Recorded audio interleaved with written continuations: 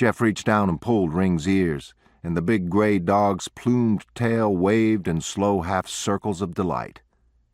Ring was half shepherd and half greyhound. He had big shoulder muscles and a white ring around his neck. Although the dog weighed almost 90 pounds now, Jeff recalled how 6 years ago he had brought him home in his coat pocket. His father and mother hadn't wanted him to have a dog. They already had a collie and a feist. But Jeff begged so hard that they relented on condition that he keep the animal at the barn. However, that first night Jeff had heard the pup crying lonesomely for its mother. He slipped out of bed in the dark, walked to the barn, and brought the pup back to his bedroom.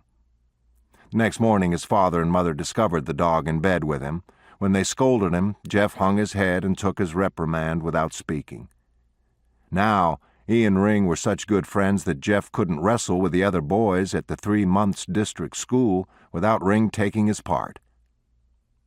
He put his hands back on the plow handles and looked around, smelling the freshly turned sod. The morning was alive with a soft stirring and a dewy crispness. Jeff heard the sharp, friendly whistle of a quail from the waving blue stem beyond the plowed space, and from somewhere in the warm south wind his nostrils caught the wild, intoxicating whiff of sand plum blossoms. But the boy felt strangely out of tune with the beauty and freshness of the morning.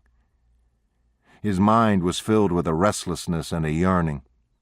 At breakfast his father had told him that 6 southern states had seceded from the Union and that a war would probably be fought between the North and the South, a big war that might easily spread to Kansas.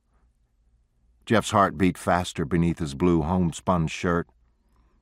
If by a miracle a general war could be avoided, soldiers were still needed to halt the guerrilla warfare in Kansas, brought on by the Missouri pro-slavery faction across the border.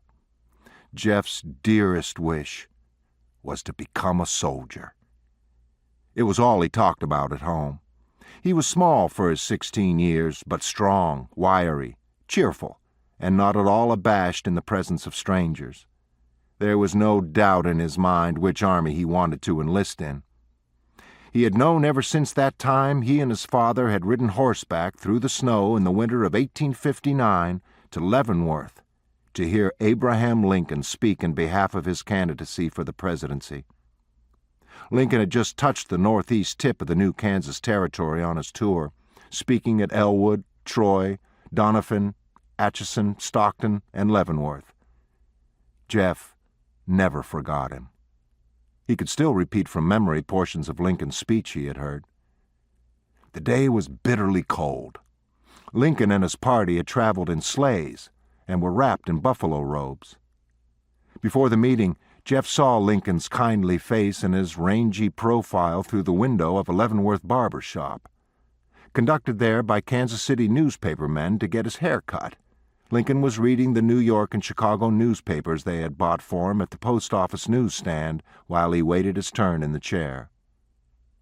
Later, the cold prairie wind rocked the little bare-walled courthouse in which Lincoln spoke.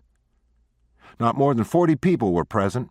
Jeff was surprised when the tall lawyer from Illinois rose up behind a rough table and, with his long hands wandering awkwardly in and out of his pantaloon pockets, began in a tenor voice freely punctuated with gist and sitch, not to orate, but just to talk.